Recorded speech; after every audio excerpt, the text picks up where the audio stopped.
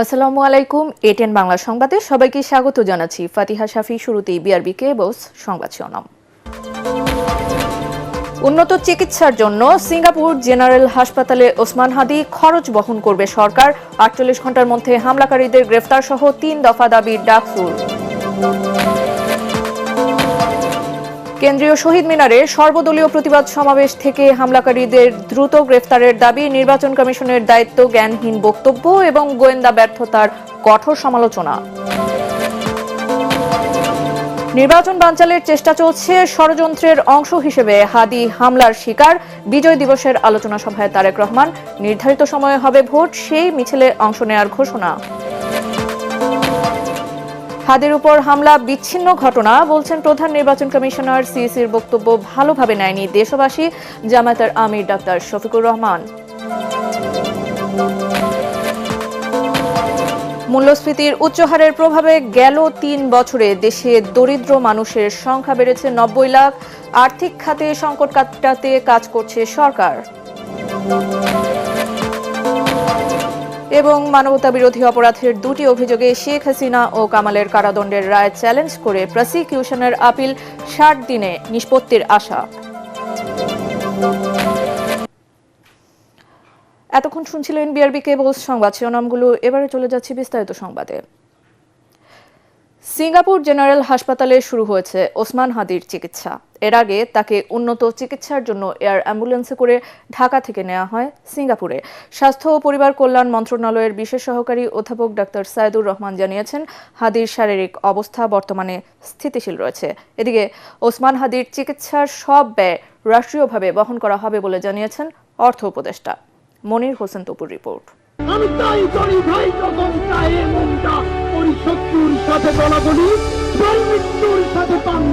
জুলাই যোদ্ধা ওসমান হাদি, যার গর্জনে কেঁপেছে দেশ এবং একত্রিত হয়েছে ছাত্র জনতা। অন্যায়ের বিরুদ্ধে আপোষহীন গুলিবিদ্ধ এই নেতা এখন মৃত্যুর সাথে পাঞ্জা লড়ছেন। মাথায় গুলি ছেদ করে যাওয়ার পরও হাল ছাড়েননি হাদি। আমি হয়তো মরে যাব, আমার ভাই বন্ধুরা সবাই একসাথে মরে যাবে না, সেই রাজনীতির নতুন সফর শুরু করলাম। ঢাকা ৮ আসন থেকে আসছে নির্বাচনে অংশ নিতে মানুষের মন জয় করতে দাঁড়ে দাঁড়ে ছুটেছেন শরীফ ওসমান হাদি। সন্ত্রাসীদের পরিকল্পিত হামলায় টকবগে যুবকটি এখন নিথর। উন্নত চিকিৎসার জন্য সোমবার দুপুর ১টার দিকে এভারকেয়ার হাসপাতাল থেকে হাদিকে নেওয়া হয় হজরত শাহজালাল আন্তর্জাতিক বিমানবন্দরে। চিকিৎসকদের সম্মিলিত মতামতের ভিত্তিতে এয়ারলিফটের বিষয়ে সিদ্ধান্ত নেওয়া হয়। এয়ার অ্যাম্বুলেন্স করে হাদিকে নেওয়া হয় সিঙ্গাপুর জেনারেল হাসপাতালে। সেখানে অ্যাক্সিডেন্ট অ্যান্ড ইমার্জেন্সি বিভাগে তার চিকিৎসার ব্যবস্থা করা হয়েছে। সাথে আছেন তার ভাই এবং একজন সহযোদ্ধা। ওনার গুলিবিদ্ধ যে মস্তিষ্ক, সেটা ছাড়া বাকি অর্গানগুলো আল্লাহর রহমতে বলা যেতে পারে কিডনি, হার্ট এবং রেসপিরেশন, এই 3টি ক্ষেত্রে এখন পর্যন্ত এটাকে নিয়ন্ত্রণযোগ্য এবং বিভিন্ন ওষুধ এবং অক্সিজেনের মাধ্যমে সেগুলোকে মোটামুটিভাবে এখন পর্যন্ত নিয়ন্ত্রণ করা যাচ্ছে। তার অবস্থা ক্রিটিক্যাল বাট স্ট্যাটিক, ডিটোরেট করে নাই, খারাপ হয় নাই, ভালোর দিকেও যায় নাই। প্রথম যেদিন আমরা তাকে রিসিভ করেছিলাম যে অবস্থায় ছিল এই অবস্থায় আছে।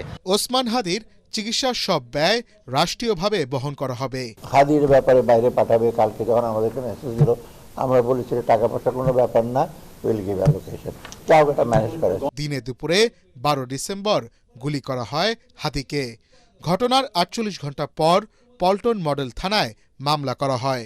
এ হত্যাচেষ্টা মামলায় প্রধান আসামি ফয়সাল করিম মাসুদের স্ত্রী শাহিদা পারভিন সামিয়া, শ্যালক ওয়াহিদ আহমেদ এবং অপর আসামি ফয়সালের ঘনিষ্ঠ বান্ধবী মারিয়া আক্তার লিমার ৫ দিনের রিমান্ড মঞ্জুর করেছেন আদালত।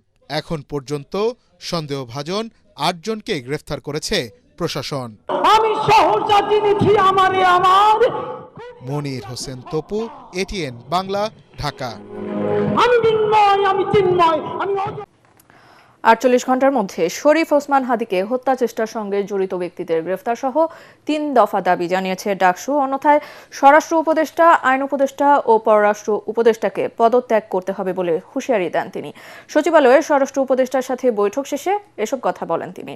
এ সময় স্বরাষ্ট্র উপদেষ্টা বলেন, আসামিদের ধরতে সর্বোচ্চ চেষ্টা চালাচ্ছে সরকার। এর আগে স্বরাষ্ট্র উপদেষ্টার পদত্যাগের দাবিতে শাহবাগ ও শিক্ষা ভবন মোড় ব্লকেট করে শিক্ষার্থীরা। বিস্তারিত জানাচ্ছেন ইয়াসিন রানা। ইনকিলাব মঞ্চের মুখপাত্র ও ঢাকা ৮ আসনের সম্ভাব্য স্বতন্ত্র প্রার্থী ওসমান হাদিকে গুলি করে হত্যাচেষ্টায় জড়িত সন্ত্রাসীদের গ্রেফতার, নিষিদ্ধ সংগঠনের জঙ্গি নেতাকর্মীদের গ্রেফতার, অবৈধ অস্ত্র উদ্ধার সহ ৩ দফা দাবিতে স্বরাষ্ট্র উপদেষ্টার কার্যালয়ে ঘেরাও কর্মসূচি দেয় ডাকসু। এতে বাধা দেয় পুলিশ। দোয়েল চত্বরে পুলিশের ব্লকেট সরিয়ে শিক্ষা ভবন মোড়ে এসে অবস্থান নেয় শিক্ষার্থীরা। এদিকে একই দাবিতে শাহবাগ মোড়ে অবস্থান নেয় জাতীয় ছাত্র শক্তির নেতাকর্মীরা। এ সময় স্বরাষ্ট্র উপদেষ্টার সাথে বৈঠক করতে ভিপি সাদিক কাইমের নেতৃত্বে সচিবালয় প্রবেশ করেন ১৪ সদস্যের প্রতিনিধি দল। বৈঠক শেষে সাদিক কাইম বলেন, দাবি না মানলে পদত্যাগ করতে হবে ৩ উপদেষ্টাকে। আগামী ৪৮ ঘন্টার মধ্যে নিষিদ্ধ লীগের বিরুদ্ধে এলাকাভিত্তিক চিরুনি অভিযান শুরু করতে হবে। নিষিদ্ধ ঘোষিত সংগঠনের বিভিন্ন স্তরের সকল সন্ত্রাসীদেরকে গ্রেপ্তার করতে হবে এবং সব ধরনের অবৈধ অস্ত্র উদ্ধার করতে হবে।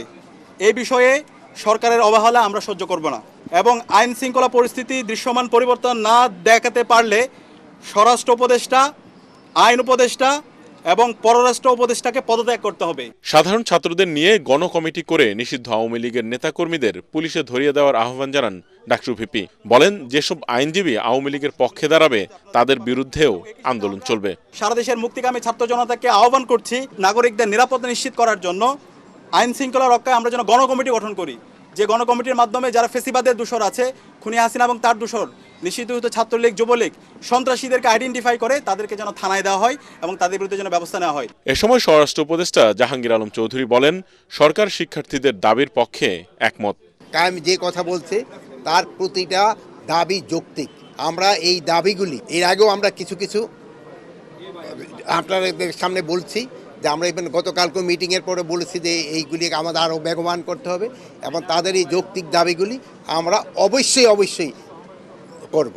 ওসমান হাদির ওপর হামলাকারীরা সীমান্ত দিয়ে পালিয়ে ভারত চলে যাওয়ার বিষয়ে প্রশ্ন করলে এড়িয়ে যান স্বরাষ্ট্র উপদেষ্টা। সব কিছু তো এখানে বলা যাবে না। ইয়াসিন রানা, এটিএন বাংলা, ঢাকা।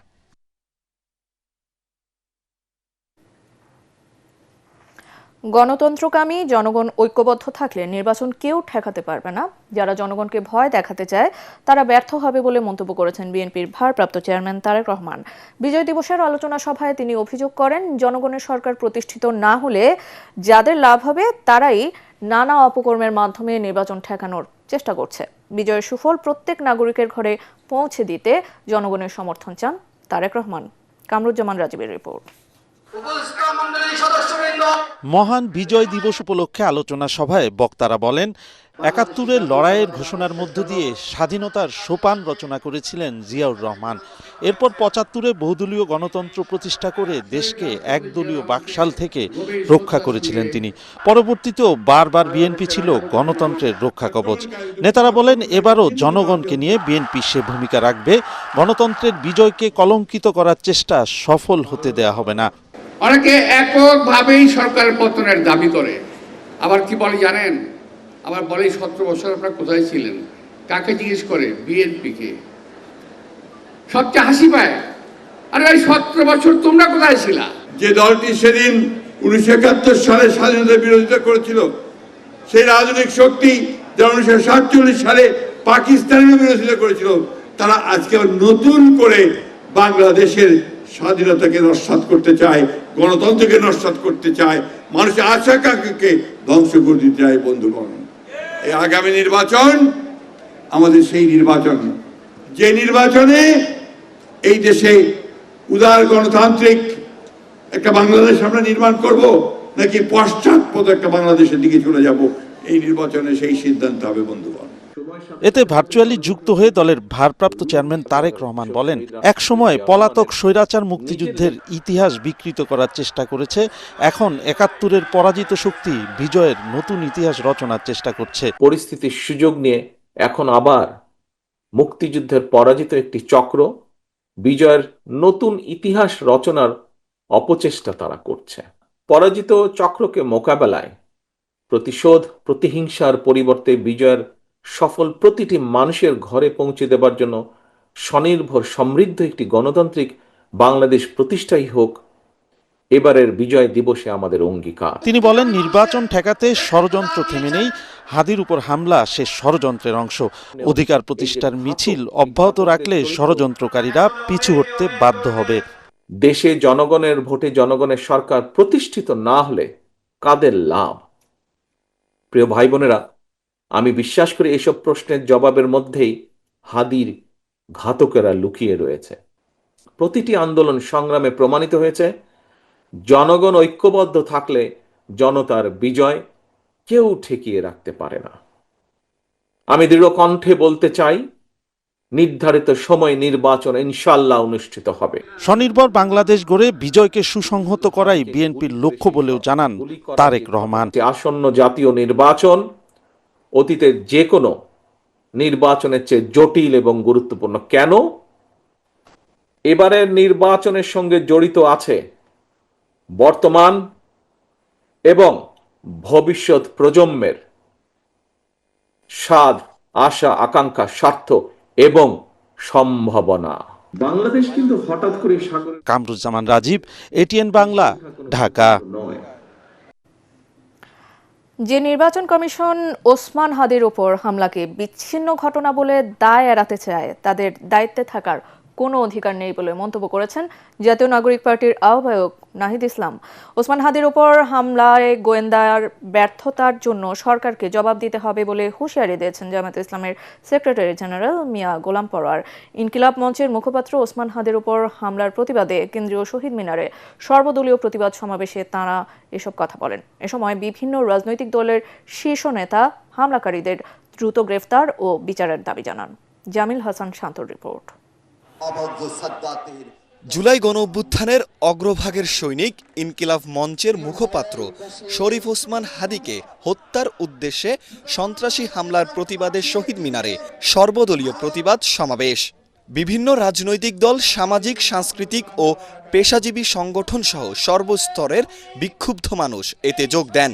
আইন শৃঙ্খলার পরিস্থিতি নিয়ন্ত্রণে সরকারের ব্যর্থতার সুযোগে পতিত স্বৈরাচারের সন্ত্রাসীরা হত্যার উদ্দেশ্যেই জুলাই যোদ্ধা হাদির উপর হামলা করেছে বলে অভিযোগ করেন বক্তারা।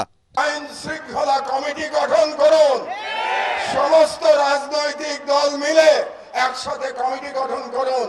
তাদের দায়িত্ব হবে ফ্যাসিবাদী এবং ফ্যাসিবাদী দোষরদের চিহ্নিত করে তাদেরকে আইনের হাতে সোপর্দ করা।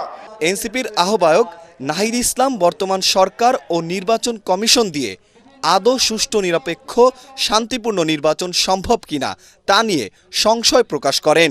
তারা খুনিকে বাংলাদেশের বর্ডার থেকে পার হতে দিতে পারে, তারা 72 ঘন্টা পার হলেও কোন খুনিকে গ্রেফতার করতে সক্ষম হয় না। ফলে শুধু স্বরাষ্ট্র উপদেষ্টা নয়, কোথা থেকে এই ধরনের খেলা চলছে সেই ডিপ স্টেট নিয়ে আপনাদেরকে কথা বলতে হবে, সেই গোয়েন্দা সংস্থা নিয়ে আপনাদেরকে কথা বলতে হবে। জামাতের সেক্রেটারি জেনারেল মিয়া গোলাম পরোয়ার অভিযোগ করেন, নির্বাচনকে সামনে রেখে পার্শ্ববর্তী দেশ থেকে বাংলাদেশে বিশৃঙ্খলা সৃষ্টিতে মদদ দেওয়া হচ্ছে। আজকে মৃত্যুদণ্ডপ্রাপ্ত পলাতক আসামি হাসিনাকে যারা আশ্রয় দিয়েছে, হাদির উপরে গুলি করে ভারতে পালিয়ে যাওয়ার সুযোগ যারা দিয়েছে, তারা বাংলাদেশের নির্বাচনকে সুষ্ঠু করতে দেবে না। বিএনপির পক্ষ থেকে প্রতিরোধ সমাবেশের প্রতি সংহতি প্রকাশের কথা জানিয়ে ইনকিলাব মঞ্চের নেতারা বলেন, প্রতীত স্বৈরাচার শেখ হাসিনার বিরুদ্ধে সব দেশপ্রেমিক শক্তিতে ঐক্যবদ্ধ থাকতে হবে। জামিল হাসান শান্ত, এটিএন বাংলা, ঢাকা। ঢাকা ৮ আসনের সম্ভাব্য প্রার্থী ওসমান হাদি হত্যা চেষ্টাকে বিচ্ছিন্ন ঘটনা বলে মন্তব্য করেছেন প্রধান নির্বাচন কমিশনার। বলেন, নির্বাচনকে সামনে রেখে এ ধরনের ঘটনা নতুন নয়। আগামী জাতীয় নির্বাচনকে ঘিরে কোনো ধরনের শঙ্কা নেই বলেও জানান তিনি। রাজধানীর গুলশানে ইয়ুথ ভোটার অনুষ্ঠান উদ্বোধনের পর এসব কথা বলেন সিইসি। বিস্তারিত জানাচ্ছেন সৈয়দ রিয়াজ। নতুন উদ্দীপনা নিয়ে প্রথমবারের মতো জাতীয় নির্বাচনে ভোটাধিকার প্রয়োগের উদ্দেশ্যে ভোটকেন্দ্রের বাইরে লাইনে দাঁড়িয়ে অপেক্ষা করছেন তরুণ ভোটাররা। এখানে উপস্থিত সকলেই নতুন।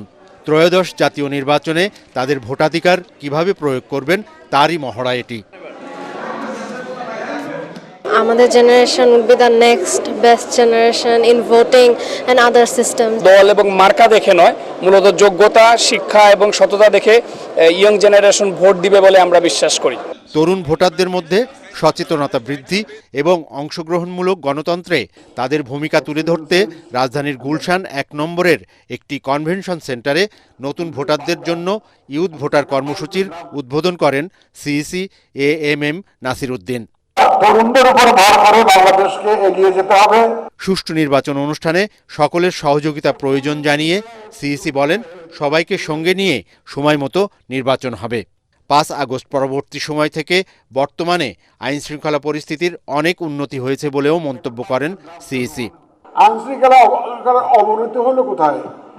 একটু মাঝে মধ্যে দু একটা খুন খারাপি হয়, এই যে হাদির একটা ঘটনা হয়েছে, আমরা এগুলো বিচ্ছিন্ন ঘটনা বলে মনে করি। এই ধরনের ঘটনা তো সবসময় ছিল। আগে কি আহসানুল্লাহ মাস্টার খুন হয় নাই? এরকম তো অনেক আগে হয়েছে, ঘটনা তো অনেক আছে। আমাদের কিবরিয়া সাহেব, যে ফরমার ফরেন মিনিস্টার কিবরিয়া সাহেব খুন হন নাই। ইলেকশন আসলে এই ধরনের ঘটনা হয় বাংলাদেশে, এগুলো নতুন কিছু না। সিইসি আরও বলেন, ৫৪ বছরের মধ্যে এবারই প্রথমবারের মতো পোস্টাল ভোটের আয়োজন করা হয়েছে এবং একই দিনে গণভোটও হবে। সৈয়দ রিয়াজ, ATN বাংলা, ঢাকা।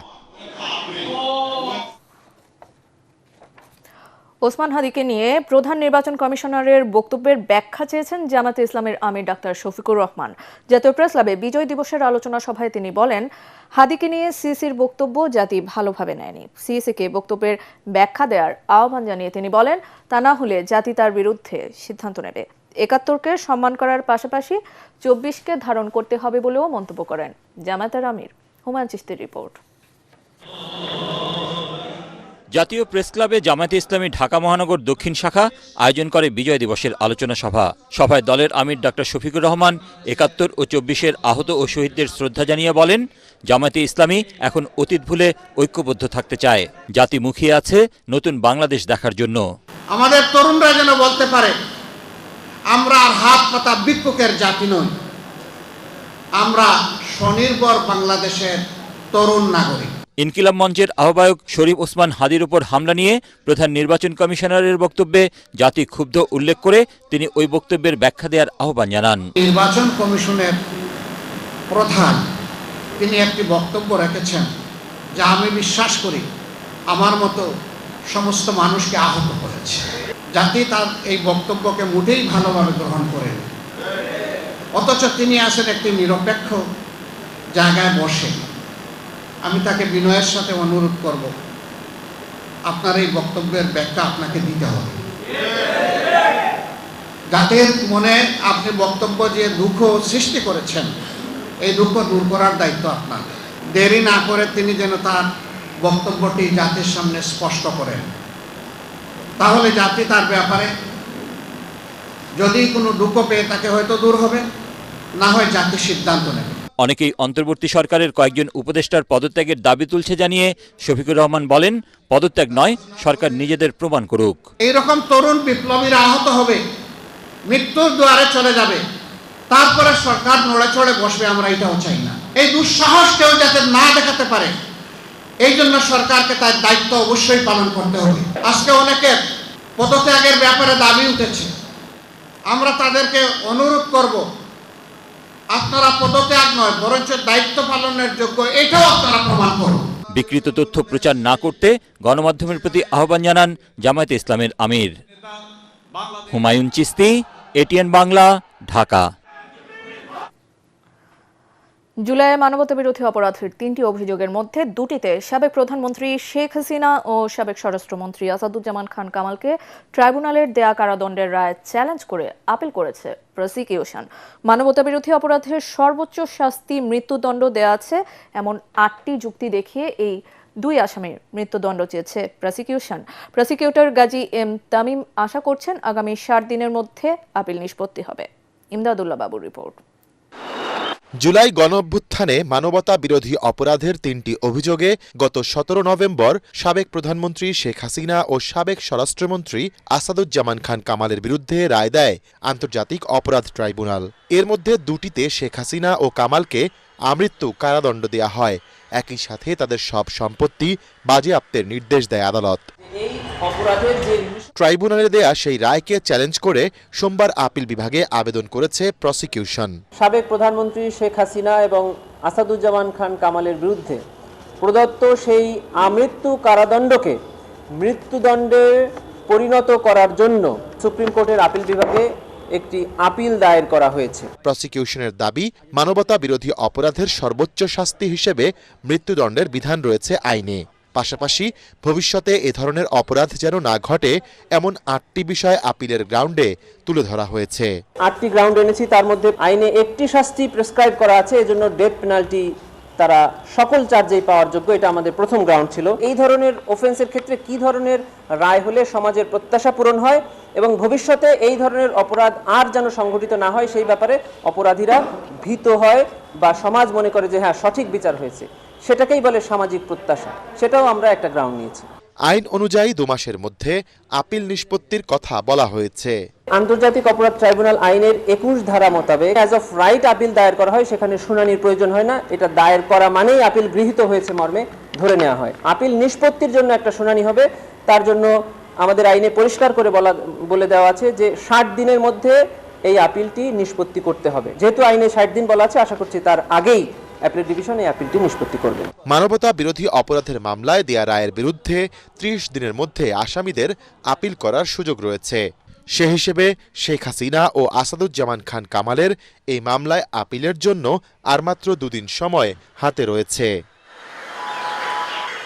ইমদাদুল্লাহ বাবু, ATN বাংলা, ঢাকা। রাজধানীর উত্তরা পশ্চিম থানায় সন্ত্রাস বিরোধী আইনে করা মামলায় গ্রেফতার সাংবাদিক আনিস আলমগীরের 5 দিনের রিমান্ড মঞ্জুর করেছেন আদালত।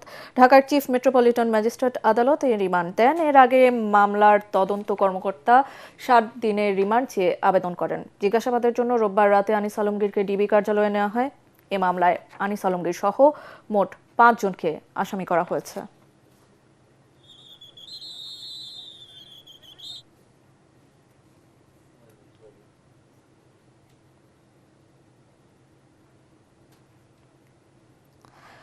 মূল্যস্ফীতির উচ্চ হারের প্রভাবে গত 3 বছরে দেশে দরিদ্র মানুষের সংখ্যা 90 লাখ বেড়েছে। সোমবার রাজধানীর সিরডাপ মিলনায়তনে এ তথ্য জানায় গবেষণা সংস্থা র্যাপিড। এ সময় জাতীয় রাজস্ব বোর্ডের চেয়ারম্যান জানান, আর্থিক খাতে দীর্ঘদিনের সংকট কাটাতে কাজ করছে সরকার। রাজস্ব আয় বাড়াতে ভ্যাট আইন সহজীকরণ করা হবে বলেও জানান তিনি। তরিক ইসলামের রিপোর্ট। নতুন সরকারের জন্য আর্থসামাজিক অগ্রাধিকার শীর্ষক আলোচনায় অর্থনীতিকে গতিশীল করতেই এ আলোচনা সভা। এ সময় 12 দফা সুপারিশ তুলে ধরেন সংস্থার chairman doctor M A Razzak. যে আন্দোলনের মধ্যে সরকারের পতন হয়েছিল সেটা তো বৈষম্য বিরোধী আন্দোলন ছিল। এই বৈষম্য কমানোর ক্ষেত্রে আমরা কিন্তু আসলে কোনোই ক্রেডিবল পলিসি নিতে পারি নাই। বাংলাদেশের 1% পপুলেশনের হাতে 54% সম্পদ কুক্ষিগত হয়েছে। অনুষ্ঠানে প্রধান অতিথি ও জাতীয় রাজস্ব বোর্ডের চেয়ারম্যান জানান, কর ফাঁকি রোধ ও সেবা সহজ করতে ক্যাশলেস অর্থনীতি ব্যবস্থা গড়ে তুলতে কাজ করছে সরকার। আগামী 1 জানুয়ারি থেকে বন্ড অটোমেশন সিস্টেম চালু করা হবে বলেও জানান এনবিআর চেয়ারম্যান। ভ্যাটের আইন হবে 3 লাইন। বাংলাদেশে ভ্যাট থাকবে, এর হার 15%, প্রত্যেকে ইনপুট ক্রেডিট পাবে, দ্যাটস ইট, ফিনিশ। আর কি? কিন্তু এত কমপ্লিকেটেড করে আমরা এর আইন কানুন করেছি যেটা আসলে আমরা এখান থেকে ভালো রেজাল্ট পাচ্ছি না। তো হয়তো আমাদের ভবিষ্যতে ব্যবসায়ীরা যদি রাজি হন, আমরা এমনও বলেছি যে প্রয়োজন আমরা ভ্যাটের হার কমাবো, কিন্তু এটাকে ইমপ্লিমেন্টেবল করতে হবে। এই বিষয়টাতে আমাদের বড় সমস্যা। আরেকটা হচ্ছে, যদি আমরা ইকোনমিকে ক্যাশলেস করতে পারি, এর বেনিফিট কিন্তু অনেক বেশি আমাদের রেভিনিউ থেকে আসবে। আর এ সময় রাশেদা কে চৌধুরী বলেন, দেশের অর্থনৈতিক উন্নয়নের বড় বাধা সুশাসন ও সুশিক্ষা।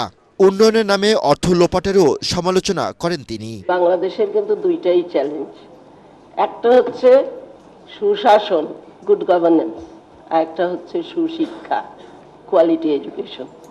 এই দুইটাকে যদি আমরা ফোকাস করতে পারি আগামী সরকার, এবং সেখানে ইনভেস্টমেন্ট থেকে শুরু করে যা লাগবে করতে হবে।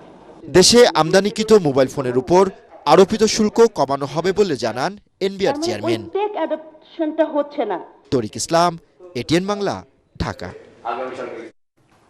ঢাকা ১৭ আসনের করাইল বস্তিতে সম্প্রতি অগ্নিকাণ্ডে সবকিছু পুড়ে যাওয়ায় ঋণের কিস্তি পরিশোধ ও সন্তানদের পড়াশোনার খরচ বহন করতে হিমশিম খাচ্ছে এখানকার ভোটাররা। কোনো সরকারি সহায়তা না পাওয়ায় খোলা আকাশের নিচে বৃদ্ধ শিশুদের নিয়ে রাত্রি যাপন করছে বস্তিবাসী, যারা আগামী নির্বাচনে জয়ী হবেন। বস্তিবাসীদের পুনর্বাসনে দীর্ঘমেয়াদী পরিকল্পনা নেওয়ার দাবি তাদের। মনির হোসেন তপুর রিপোর্ট। আমার গলা ফাঁসি ছাড়া আর উপায় নেই। ৭৭ বছরের আব্দুল গফুর করাইল বস্তিতে থাকেন ৩০ বছর।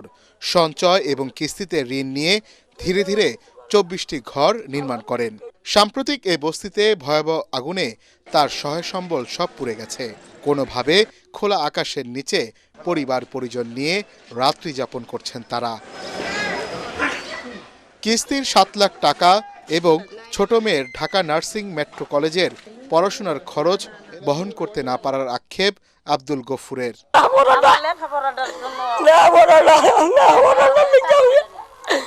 মায়ের লেখাপড়া ডলে আর থেকে আমার শান্তি নাই, আমার সবার দুঃখ নাই।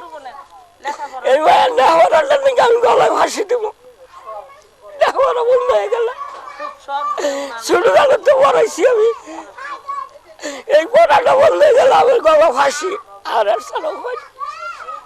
আল্লাহ আমার স্বপ্নে দুঃখ নেই, আমার দুঃখ নাই।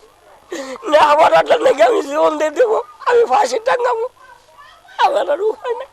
বৃদ্ধ এই বাবার মতোই আরও অনেক পরিবারের অবস্থা একই। দীর্ঘদিনের পরিশ্রমের পর সবকিছু হারিয়ে নতুন করে শুরু করার চ্যালেঞ্জ মোকাবেলা করতে হিমশিম তারা। এই ৩-৪টা বাচ্চা নিয়ে আমরা খোলা আকাশের নিচে আছি। আমার বৃদ্ধ বাবা একদম নিঃস্ব হয়ে গেছে। সবাই বলতেছে আপনাদের বিকাশ নাম্বারটা দেন, আমরা কিছু দিব, কিন্তু বিকাশ নাম্বার আমরা এই পর্যন্ত অনেক দিছি, 1000টা দিয়ে লাইছি, কিন্তু কোথাও থাকা 1000 টাকা আসে নাই। আমরা নিজেরা খুবই নিঃস্ব। যদি দয়া করেন এখনকার সরকার যিনি আছেন ওনার কাছে খুবই হাত জোর করে অনুরোধ করতেছি যেন আমাদের ঘরের টিনের চালগুলো অন্তত উঠাই দেয়। ঢাকা ১৭ আসনের কয়েক লাখ ভোটারের বসবাস এই বস্তিতে।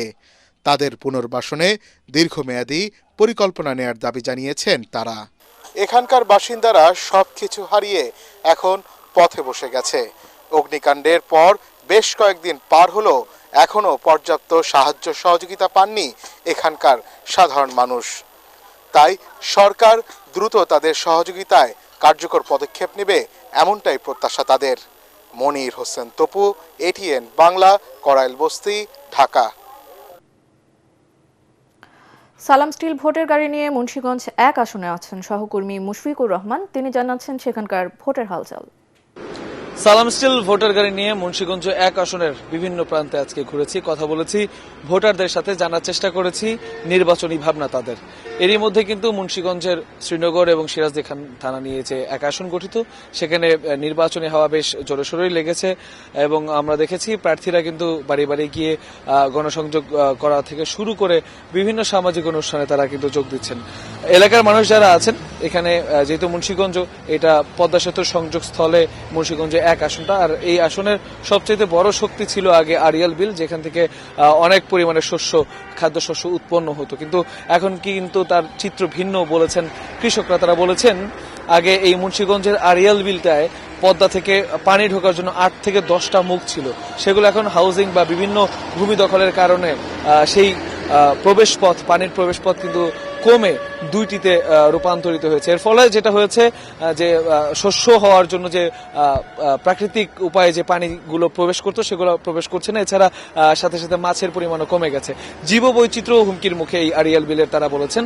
কৃষক থেকে শুরু করে আপামর জনতা যারা আছেন তারা বলছেন যে মুন্সিগঞ্জের সার্বিক উন্নয়নে যারা কাজ করবেন এমন প্রার্থীকেই তারা আসলে ভোট দিতে চান এবং পূর্বের মতো মুন্সিগঞ্জের যারা কৃষক আছে, বিশেষ করে জেলে আছে, তাদেরকে অবহেলা করবেন না এমন প্রার্থীকে তারা নির্বাচিত করতে চান। মুন্সিগঞ্জ থেকে ভোটের গাড়ির এই ছিল সর্বশেষ। রাত পোহালেই 16ই ডিসেম্বর মহান বিজয় দিবস। শ্রদ্ধা আর ভালোবাসায় সিক্ত হতে পুরোপুরি প্রস্তুত জাতীয় স্মৃতিসৌধ। এরই মধ্যে স্মৃতিসৌধ এলাকা ধুয়ে মুছে পরিষ্কার পরিচ্ছন্ন করা হয়েছে, রং তুলির কাজও শেষ। সেই সাথে স্মৃতিসৌধ এলাকায় নেওয়া হয়েছে কঠোর নিরাপত্তা ব্যবস্থা। 3 বাহিনীর গার্ড অব অনার সহ সার্বিক দায়িত্বে রয়েছে সাভার 9ম পদাতিক ডিভিশন। সাভার থেকে শেখ বাশারের পাঠানো তথ্য ও ছবি নিয়ে আরও জানাচ্ছেন আশিকুর রহমান। মহান বিজয় দিবসে ভোরের সূর্য ওঠার সাথে সাথে মুক্তিযুদ্ধে আত্মদানকারী শহীদদের প্রতি শ্রদ্ধা জানাবে গোটা জাতি। তাই তো সাভারে জাতীয় শহীদ স্মৃতিসৌধে প্রস্তুতির নানা কর্মযজ্ঞ।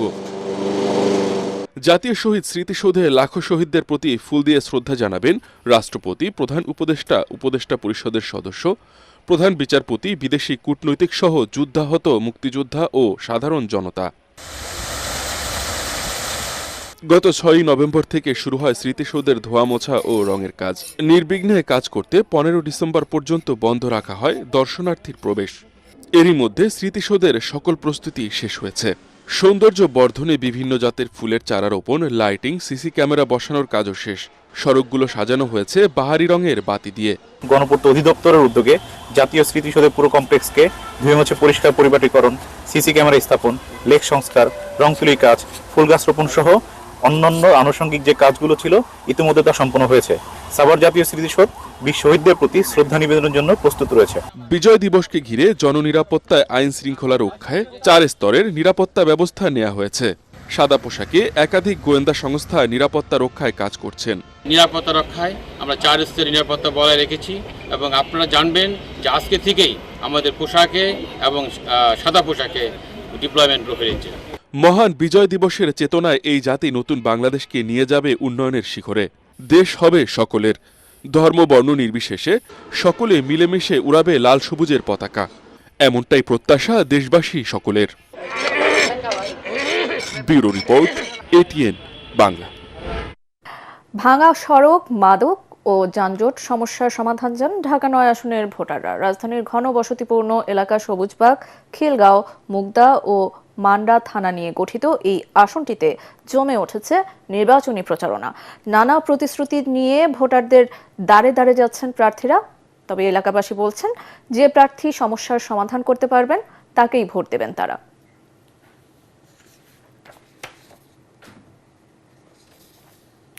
সালাম স্টিল ভোটার গাড়ি নিয়ে বগুড়ার মহাস্থানগড়ে আছেন আলী আসগর ইমন। তিনি জানাচ্ছেন সেখানকার নির্বাচনী খবর। সালাম স্টিল ভোটার গাড়ি নিয়ে আমি এখন দাঁড়িয়ে আছি বগুড়ার একটি বিখ্যাত এবং ইতিহাসবহুল এরিয়া মহাস্থানগড়ে। আমি এখানকার ভোটারদের কাছ থেকে একটু জানবো যে নির্বাচনী হালচাল কেমন দেখছেন, তাদের প্রস্তুতি কেমন এবং নির্বাচন নিয়ে তারা কি ভাবছে। আপনারা তো এখানকার স্থানীয় বাসিন্দা। আসসালামু আলাইকুম। আসসালাম। নির্বাচনের আয়োজন কেমন দেখছেন? 17 বছর এখানে নির্বাচন ভোট দেওয়া জানে, ইনশাল্লাহ এবার 17 বছর পর যে নির্বাচনের আয়োজন হচ্ছে সঠিক নির্বাচন হবে এই আশা করে আমরা সেন্টারে যাব, ভোট দেব। কেউ হবে যাকে ভালো প্রার্থী পাবো তাকে আমরা ভোট দিয়ে বিজয়ী করে এখান থেকে আমরা তাকে খুশি মনে বিদায় করে সেই এমপিকে। যেমনটা শুনছিলাম স্থানীয় মানুষজন কিন্তু একটা কথা বারবার বলছে যে আমরা গত 17 বছর ভোট দিতে পারিনি। সবচেয়ে বেশি যেটা চাই সেটা হচ্ছে একদম নির্বাচনে যাতে আমরা সবাই নারী পুরুষ ভেদাভেদ বাদ দিয়ে সবাই যেন ভোট কেন্দ্রে গিয়ে নিজের ভোটটা নিজে দিতে পারি। সালাম স্টিল ভোটের গাড়ি নিয়ে আমি আছি বগুড়া 2 আসনে। যে কোনো মুহূর্তে চলে যাব আপনার এলাকায়, আমাদের সাথে থাকুন। এবারে সন্ধানী লাইফ ইন্স্যুরেন্স আন্তর্জাতিক সংবাদ।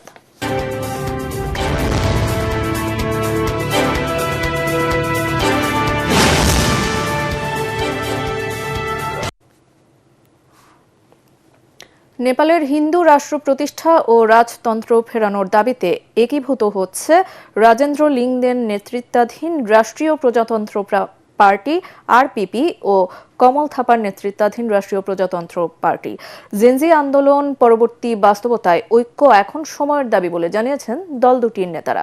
দেশটির সংবাদ মাধ্যম দ্য কাঠমান্ডু পোস্ট এ তথ্য জানিয়েছে। 2026 সালের 5 মার্চ অনুষ্ঠিতব্য প্রতিনিধি পরিষদ নির্বাচনের প্রেক্ষাপটে দুই দল ঐক্যের উদ্যোগ জোরদার করেছে। এবারে থাকছে খেলার খবর।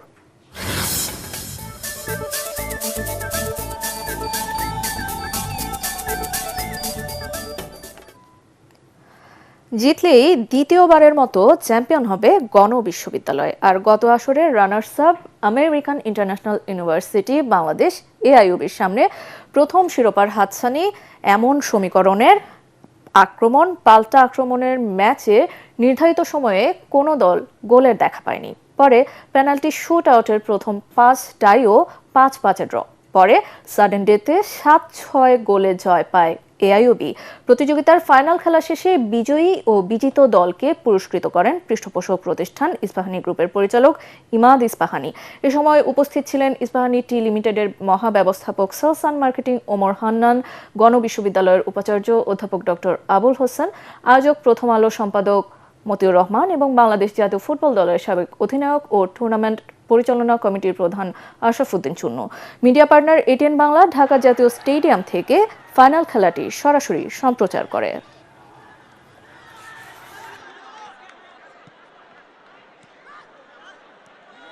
এ সময় স্পন্সর প্রতিষ্ঠানের ডিরেক্টর ইমাদ ইস্পাহানি বলেন, আগামী বছর থেকে টুর্নামেন্টের পরিধি আরও বাড়ানো হবে। Year on year আমরা বাড়াইতেছি। So obviously it is our intention always that এটা long term করার জন্য and slow and steady to grow it up and involve expand the community and all the universities as best we can.